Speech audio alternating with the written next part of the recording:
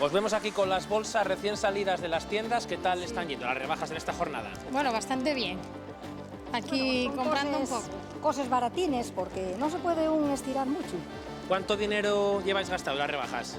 Sobre 150, por ahí. Sí, más o menos, sí. Por ahí, unos 150 euros. ¿Qué tal están siendo estas rebajas? Muy bien, muy bien.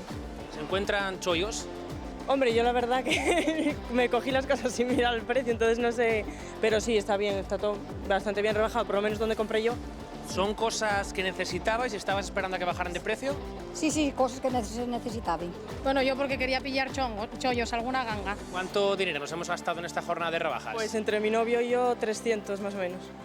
¿Merece la pena apurar y estar este primer día de rebajas? Bueno, sí. Bueno, Está un yo poco creo que tranquilín porque otros años había mucha más gente, pero bueno, está bien.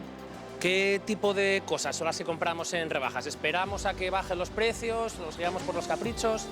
Hombre, yo particularmente compro lo que me hace falta, no caprichos ni nada, no sé. Y hoy, por ejemplo, todas estas bolsas que vemos que nos hemos comprado.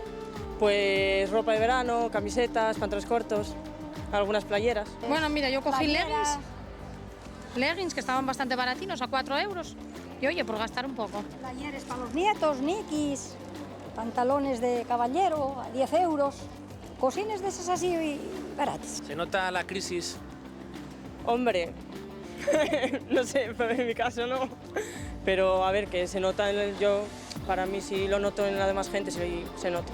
Con Que se anime la menos- gente a comprar. Menos pasta y la gente, pues hay menos mogollón. ¿Se nota la crisis en las rebajas? Sí, yo creo que sí. Sí, bastante. Bastante, sí, Sí, hay sí. poca gente.